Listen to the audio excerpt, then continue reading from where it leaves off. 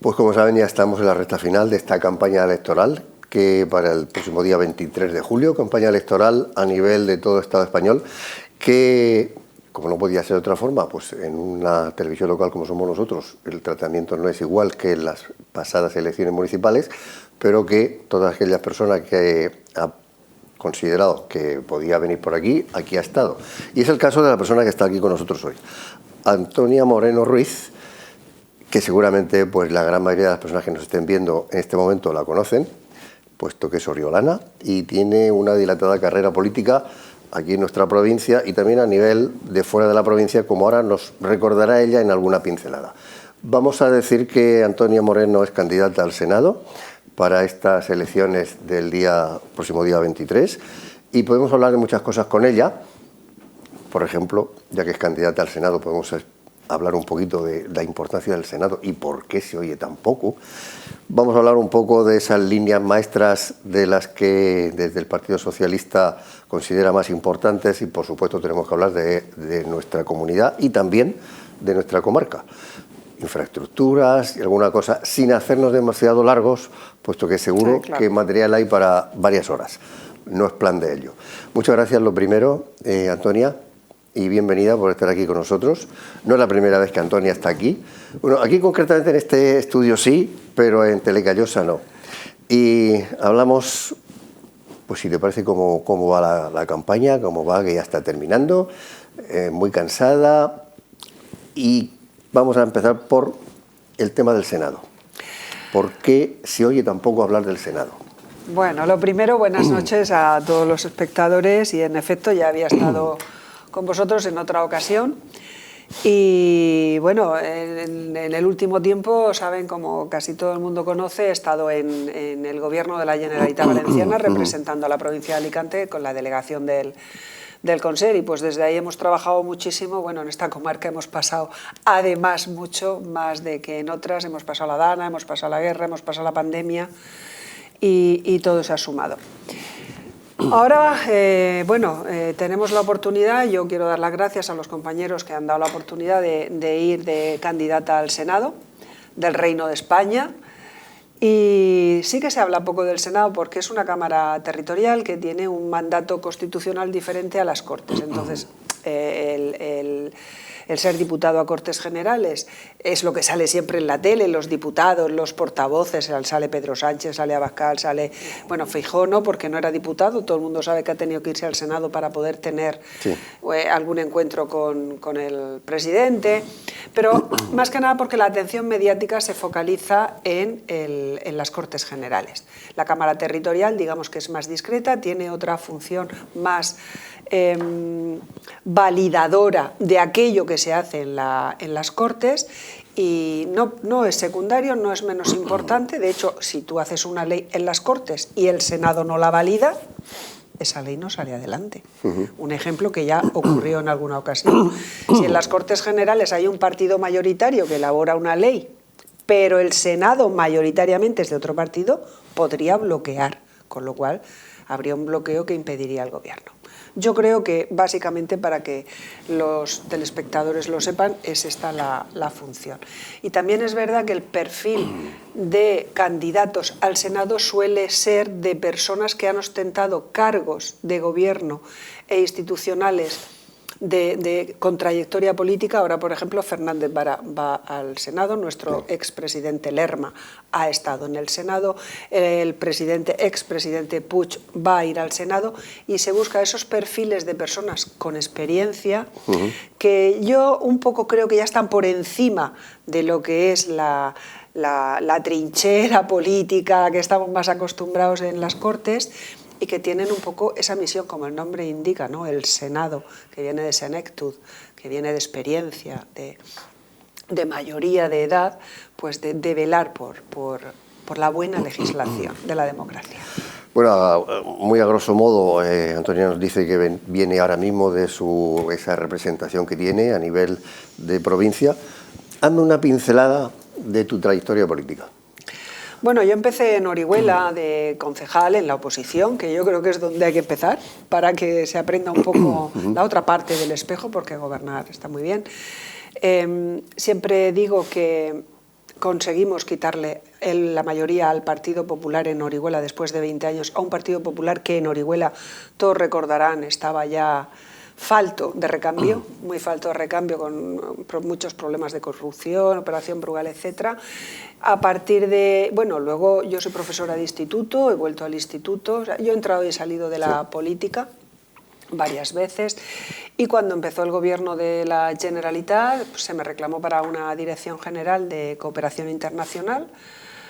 Fui directora general y posteriormente el presidente confió en mí para ser la delegada del Consell en la provincia de Alicante. Y a partir de ahí, pues yo muy agradecida, y he tenido el honor en 4 años muy complicados, de estar en la delegación del gobierno valenciano. Y digo muy complicados porque a mí me nombran 3 días antes de la Dana. Cuando empieza a llover, yo no he salido todavía publicado el nombramiento en el diario oficial. Cuando está lloviendo es cuando me nombran. Y ese fue mi aterrizaje.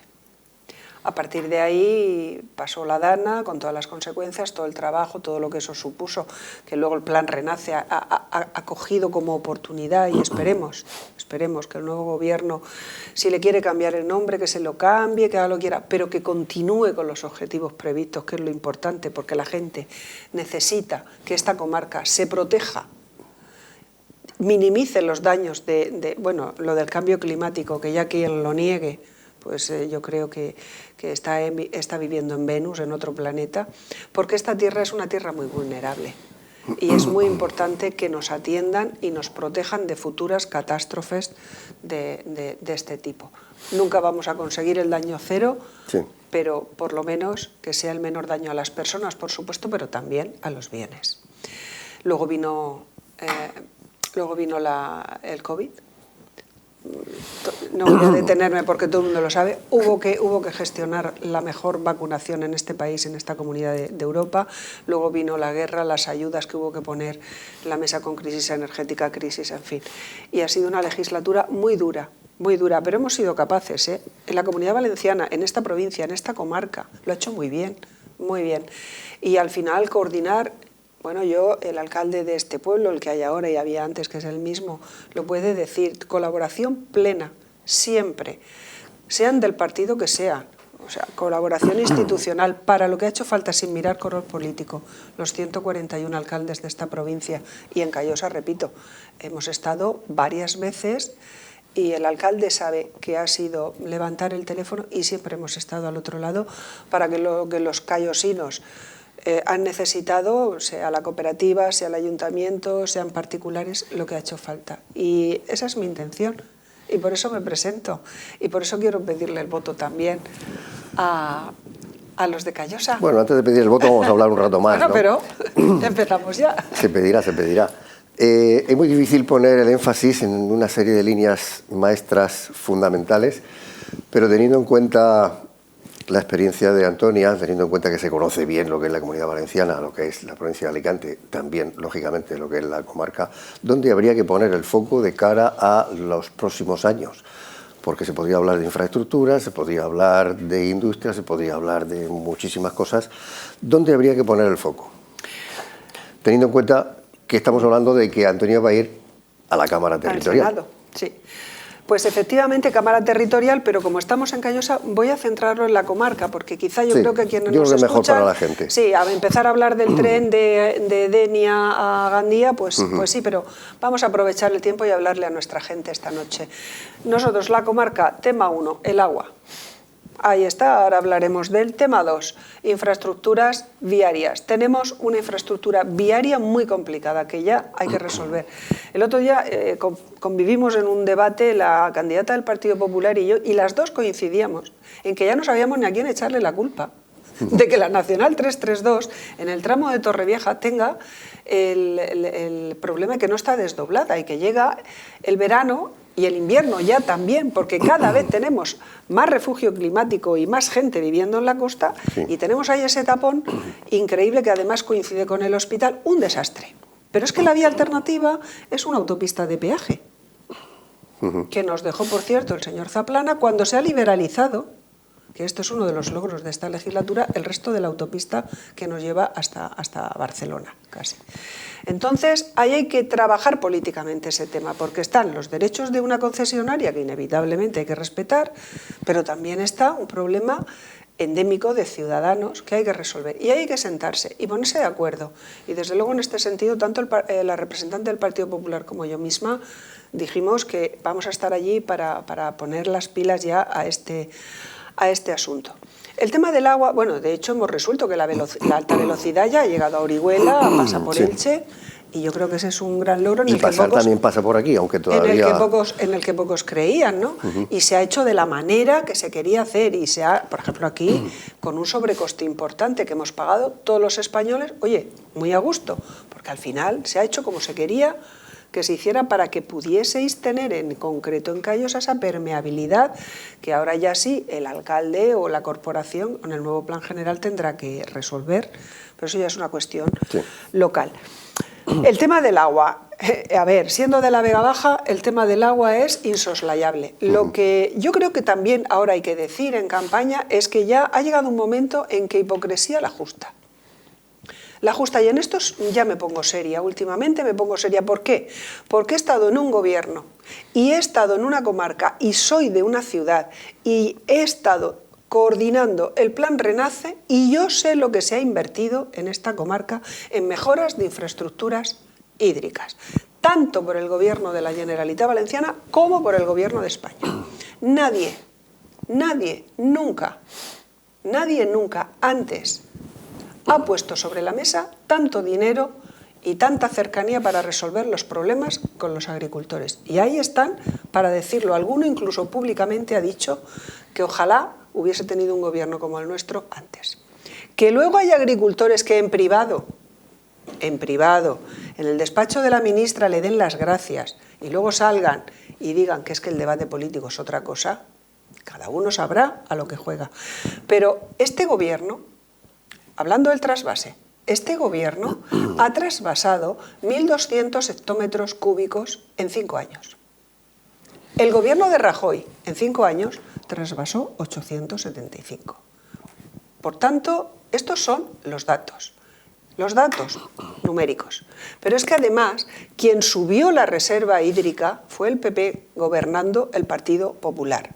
Subió de 240 hectómetros, que era el límite que había que tener para poder trasvasar, dijo no, 400, con lo cual recortó esos hectómetros. Y lo duro de esto es saber que quien estaba gobernando en Madrid era Rajoy, del PP, quien estaba en Castilla-La Mancha era Cospedal, quien estaba en la Comunidad Valenciana era Camps, pero es que quien estaba en la Diputación era Ripoll y Mazón. Y quien estaba gobernando en Orihuela era Mónica Lorente. Todo eso pasó, hablan del poder institucional terrible que tiene ahora el PP, nunca, no señor, sí, ha tenido mucho poder y lo tuvo cuando hizo eso. Y no se montaban manifestaciones ni las algaradas estas, y ahora estamos invirtiendo más que nunca. Pero añadimos, le ponemos en la mesa I más D más I. ¿En qué consiste esto? Miren, señores, estamos ante uno de los problemas ambientales más graves que hemos pasado en los últimos milenios. Doñana se seca, el Mar Menor agoniza, tenemos advertencias sobre el cambio climático en todas partes. ¿Vamos a esperarnos de verdad a que llueva en la cuenca alta del Tajo para que nos manden agua? Vamos a ser más listos, vamos a invertir en depuración, vamos a invertir en reutilización, vamos a invertir en desalación, vamos a invertir en modernización de regadíos.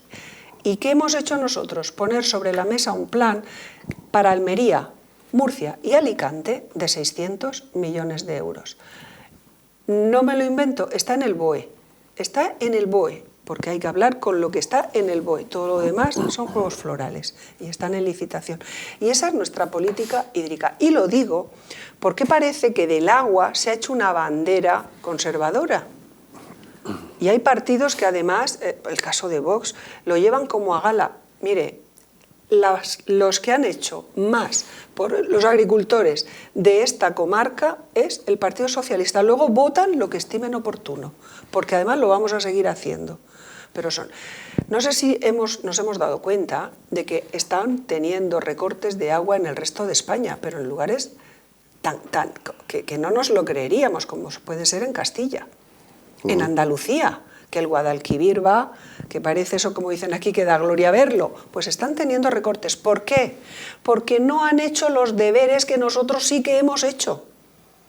Y el otro día en una conferencia decía, y con esto acabo, un catedrático climatólogo decía, ustedes se han pensado que en el futuro, a lo mejor nosotros, que tenemos ahí el mar, vamos a ser los que trasvasemos agua al interior.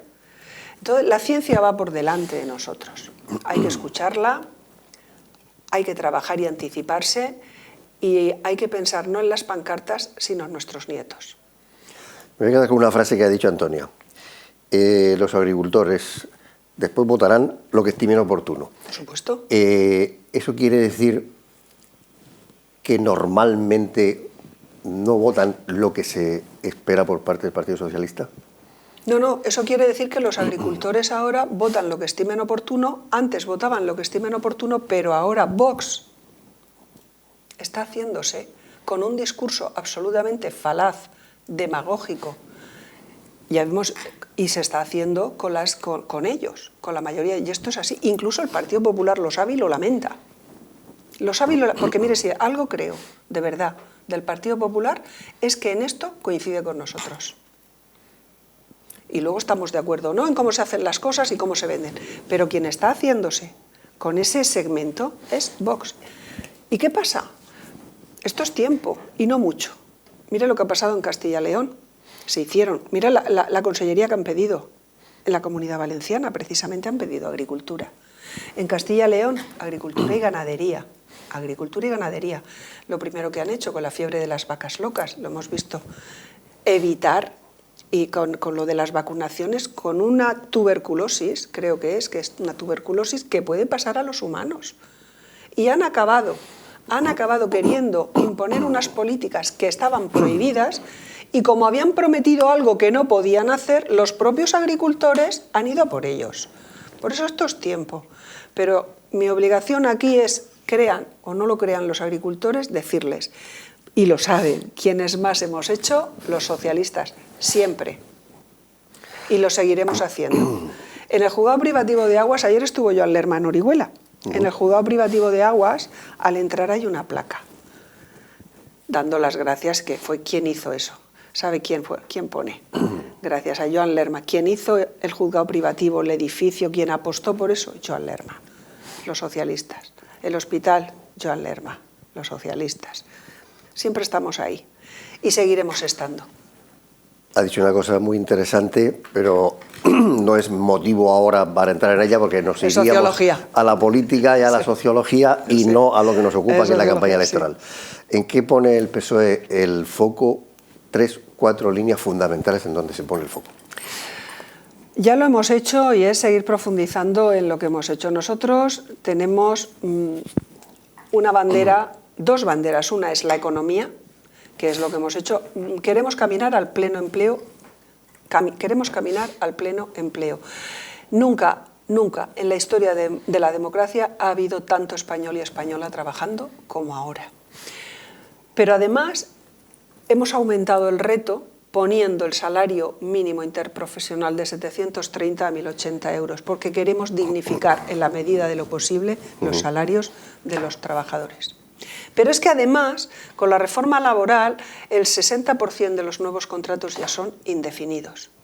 ¿Por qué? Porque hacer empleo precario no era difícil. Crear empleo y que el empleo fuera de calidad era más difícil, y lo hemos hecho. Que estuviera mejor pagado era difícil, y lo hemos hecho. Y que además los contratos sean indefinidos era difícil, y lo hemos hecho. ¿Y cuál es el mérito de esto? Haberlo hecho con el concierto social. Haberlo hecho con la patronal, con los sindicatos, con el diálogo, con esa concitación de intereses en las que nadie perdía y ganaba, y con tranquilidad. Y eso es lo que nos ha caracterizado. Pero para eso también es muy importante que pongamos en marcha una formación profesional, y ya estoy apuntando a objetivos futuros, una formación profesional que se corresponda que se alinee con el mercado laboral, para tener una formación profesional que ya no sea aquella bolsa donde iban los que no querían estudiar, sí, que aquí eso no, sino que sea una formación profesional de calidad y prestigio. Porque ahora, evidentemente, el mercado laboral lo que necesita es pagar bien a gente bien formada. Y es lógico que nosotros queremos que nuestros hijos ganen dinero y también es lógico que el empresario quiera contratar a personas con formación. Y eso es lo que queremos. Y llegar al pleno empleo. Y luego la protección social a lo más vulnerable. Lo más vulnerable que tenemos siempre era, es y será, son los pensionistas, son los mayores. Si no garantizamos a las personas que cuando lleguen a la pensión vamos a tener fondos y van a estar con un nivel adquisitivo que les permita una vida digna, entonces hemos fracasado como sociedad. ¿Qué hemos hecho? Hemos subido el 8,5%. El 8,5%, porque se correspondía con un momento de inflación terrible, fruto, como todo el mundo sabe, de la crisis que estábamos viviendo por la guerra de Putin. Pero ¿qué queremos? Que eso no dependa de que venga uno, como vinieron antes, y no ajustaran la subida a la inflación porque no, o viniera el otro. Eso queremos asegurarlo por ley, para que ningún gobernante, sea del color que sea, ni del partido que sea, toque el poder adquisitivo de las pensiones. Y si la inflación está al 3, a los jubilados se les sube al 3. Y si la inflación está al 4, que se les suba al 4. Y si la inflación está al 2, al 2. Eso hay que asegurarlo por ley. No podemos depender de que, todos hemos recordado lo que pasó el otro día con Feijóo en la entrevista, que no vamos a entrar en ello, no, yo voté, yo no voté, no, o sea, por ley. Igual que tenemos cosas por ley que no se pueden tocar, como el derecho al desempleo cuando se pierde un trabajo por el que se ha cotizado. Por tanto, esas son una de las cuestiones que debemos de seguir cuidando, y por eso queremos que se nos vuelva a dar la confianza, para poder apuntalar esas cosas que hemos hecho, pero que queremos seguir perfeccionando. Luego, a partir de ahí, mire, queremos una cosa que parece que no es importante, pero a la gente le importa mucho. Hemos aumentado a 16 semanas los permisos de paternidad. Queremos subirlos a 20. ¿Por qué? Seguramente hemos oído mucho estos últimos días, o estos últimos meses, que no tenemos hijos. O ya el colmo de la frase es que los españoles no tienen hijos. Eso lo hemos oído. Y negar que lo hemos oído es querer mirar hacia otro lado. Vamos a ver, la pregunta que debemos hacernos es ¿por qué? La pregunta que debemos hacernos es ¿qué está pasando para que renunciemos las mujeres y los hombres a tener familia o a tener más familia? Y claro, aquí hay un problema, y es que no puede tenerse familia a costa de dejarte por el camino una vida profesional, etc. ¿Cómo hacemos eso compatible? No lo podemos hacer en una legislatura ni en dos, porque el estado del bienestar tiene que ir poco a poco para que sea sostenible. Pero o llegamos a soluciones, como en los países nórdicos, que ya están en 3 hijos por familia, y aquí estamos en 1,3, o esto se ha terminado. ¿Qué hay que hacer? Pues mire, tener hijos tiene que ser un premio, no un castigo. ¿Cómo? Pues habrá que empezar a hacer medidas, a dar medidas para que no tenga coste vital, coste salarial y coste profesional. Pues poco a poco esas medidas, ¿de dónde han venido? Del gobierno socialista. Siempre avanzamos con el gobierno socialista. Y la prueba es que el Partido Popular siempre reniega, pero luego no es verdad que deroguen, no derogan nada. Acuérdense, no derogan nada. ¿Cómo ve la campaña en general, el tema de los debates, el tema del voto por correo tan apretado por la premura y por la cantidad de personas que quieren votar y al mismo tiempo disfrutar de sus vacaciones? Ayer, iba a hacerle una respuesta larga, pero se va a hacer muy corta. Ayer una persona contó que había hablado con su padre de este tema. Su padre tiene 80 y tantos años y dice que empezó a decirle cómo había sido su vida. Estaba hablando del calor, de votar. Ella, dice, y mi padre me cayó la boca tiene 80 y tantos años y le empezó a contar el calor que había pasado en el campo, la vida de antes. Antes no había como ahora, que si hace mucho calor, 30 y tantos grados, pues ya se cierra la actividad. Y dice que hubo un momento que le dijo, no merecéis la vida que tenéis porque además podéis votar. O sea, y además él no podía votar. O sea, ¿cómo os atrevéis a esto con lo que hemos pasado nosotros para que podáis votar? Y me venís ahora de señoritingos de que no podéis votar en julio porque hace calor o os vais de vacaciones. Bendito sea. Dicho eso, que es como una anécdota pero que contextualiza mucho, el que ha querido votar por correo ha votado por correo. El que ha querido ir a por el voto porque no estaba en su casa 2 veces, pues ha ido y ha recogido como el paquete de Amazon. Porque claro, digo yo que a veces el paquete de Amazon no va a ser más importante que el voto, pero bueno. El que no ha querido no ha ido y no lo ha recogido. El que quiera ir a votar el día 23, como ha pasado siempre, irá con calor o sin calor. O con nieve, ha votado la gente también, o con viento, también ha votado la gente. Y el que no quiere ir, no irá. Y todo lo demás es llorar en leche derramada. Créame, créame. El que quiere ir a votar, votará. Y tiene muchas horas para hacerlo, tiene muchas posibilidades de haberlo hecho por correo, y hacer de esto titulares y hacer de esto, como se ha pretendido, un marco trumpista, define sobre todo cómo algunos quizá lo que están preparando es justificar la derrota. Tal cual se lo digo, y cada día lo tengo más claro. Hablando de derrota o de no derrota, ¿qué espera Antonia Moreno que pase el día 23 y sobre todo a partir del 24? Bueno, yo el 23 estoy convencida de que vamos a ganar. Me lo preguntan la semana pasada y hubiera dudado. Ahora no. Vamos a ganar las elecciones. Vamos a gobernar España. Y va a ser lo mejor que le va a pasar a este país.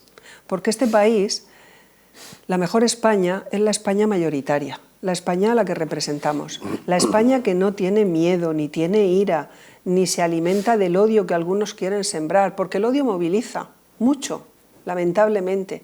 Y para movilizar a los suyos necesita poner odio sobre la mesa. Pero este país no quiere odiar. Yo estos días me acordaba de la canción esta de la transición de Libertad sin ira, que decía, guárdate tu miedo y tu ira. Jarcha. De Jarcha, guárdate tu miedo y tu ira. Pero ¿qué estamos haciendo? Si este país es un país amable, donde viene la gente de fuera, vayan, los escuchamos, están encantados de vivir aquí, que somos amables, que somos serviciales, que somos gente de paz. ¿Qué estamos haciendo? ¿Qué estamos dejando de lado? Si la mejor España es la España callada, la España que no grita, la España que no odia, ¿cómo se puede haber deshumanizado de la manera que se ha hecho tan terrible a Pedro Sánchez? ¿Que es perfecto? No, pero es que vamos, faltan las cámaras de gas. De verdad se lo digo en algunos casos. Me refiero mucho, por ejemplo, a la extrema derecha, pero estamos locos. Vamos a dejar que eso llegue al gobierno. Y lamentablemente Feijóo no tiene a su derecha nadie con quien pactar. ¿Sabe por qué no fue al debate ayer? No fue, y lo dijo Pedro Sánchez, y fue la frase de la noche para mí, porque le da vergüenza, oye, cosa que le alabo, le da vergüenza de aparecer junto a esa marca, porque es una marca, y lo digo con todas las letras, que no respeta la diversidad, entendiendo cada uno lo que entienda por diversidad. No voy a describirla yo, es que me da igual. En esta España cabemos todos, en paz cabemos todos. Yo creo que no puede ocurrir otra cosa que España diga, no, que aquí somos un país que lo que queremos es cuidar y que nos cuiden. Entendernos, discrepar, pactar, debatir, pues hoy no estamos de acuerdo, pues, y ya está. Y los lemas estos terribles que están sacando, trayendo temas ahora que nos distraen, terrorismo que hace 11 años que se acabó, nombres propios que están ofendiendo a las propias víctimas, porque estamos en avionetas paseando el nombre de los asesinos de sus padres y sus hermanos. Pero esto que nos hemos vuelto locos. En cierto modo me ha contestado ya Antonia lo que yo le iba a preguntar, si era optimista o pesimista. Yo sí, cada día más. Después de ver esto, cada día más, porque yo creo en este país. Y sé que este país, cuando ha estado al borde del precipicio, ha dado un paso atrás, y está la historia para verlo. Y lo que quiero es cordura, cordura, y pido cordura al votante. Entonces, nos ha ido bien, lo hemos hecho bien, muy bien. Estamos como nunca hemos estado en Europa, y ahí está para quien lo quiera ver. Luego los bulos, las falsas afirmaciones, se ha construido un monstruo con mentiras, que bueno, ahora esta última semana se están desmontando. ¿Qué hemos hecho mientras? Es que estábamos trabajando. Es que quizá teníamos que haber puesto antes un dique de contención. Quizás sí, mira, quizá ese sea el error, porque uno piensa que no se va a llegar tan lejos, pero se ha llegado muy lejos. Y con un cinismo, por cierto, bueno, el tema de ETA, eso es del cinismo más impresionante que he visto en la vida, cuando los únicos que han negociado con ETA matando, que hace 11 años que no, fue el gobierno de Aznar, y puedo decir el nombre de Arriola, marido de Celia Villalobos, en paz descanse, Arriola, el nombre del eurodiputado del PP, dónde se reunieron, lo que hablaron, cambió 105 presos, uno de ellos a Troitiño, que fue el de Hipercor, pero ¿de qué estamos hablando? Y vienen ahora con esto. Borja Semper tiene afirmaciones públicas en 2013, diciendo que bienvenido, que Bildu a las instituciones, que ya era hora, que buscamos la paz, que es la mejor noticia.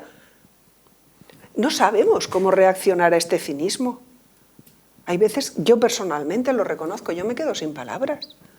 Porque cuando tienes los datos y la historia y te la sabes, y yo reconozco que no se la tiene por qué saber el ciudadano, el vecino, pero cuando tú tienes eso ahí delante y escuchas, porque el que dice eso también tiene como tú la historia, no son, el señor Feijóo no es ningún iletrado, ni Abascal, no, es gente, vamos a ver, estamos en esto. ¿Cómo puedes? ¿Cómo puedes? Ese cómo puedes me daría pie a muchas cosas, pero nos haríamos muy largos. Si quiere decir algo, Antonia, es el momento, y sobre todo, si miras a tu cámara, pides el voto y lo que consideres oportuno. Pues, bueno, yo lo que quiero decirles es que durante estos años hemos sido capaces de hacer lo mejor que sabemos hacer. Hemos sido capaces de proteger la salud, hemos sido capaces de proteger la economía, hemos sido capaces de crecer en derechos, en libertades, en prestaciones, y que lo que queremos es continuar adelante para poder perfeccionar este estado del bienestar y poder continuar con este proyecto de hacer lo mejor de España, representar a esa mayoría a la que el Partido Socialista siempre ha representado desde los 144 años que tiene, un partido que no ha cambiado de siglas, que sigue llamándose como el primer día, Partido Socialista Obrero y Español. El único partido que tiene la palabra España en su nombre, la mejor España a la que todos representamos. Así es que no les distraigan con una conversación pública de cosas que pasaron hace 15 años que no interesan, y que voten al Partido Socialista, que les esperamos, que faltan todavía muchos proyectos por terminar, y confíen porque lo mejor que le ha pasado a este país, lo saben, siempre ha sido con nosotros. Muchísimas gracias por escucharme, buenas noches y adelante. Pues muchas gracias, Antonia, y esperamos que pronto tengamos la oportunidad otra vez de vernos, y mucha suerte de cara a la jornada electoral y a lo que venga después. Gracias por invitarme. Muchas gracias.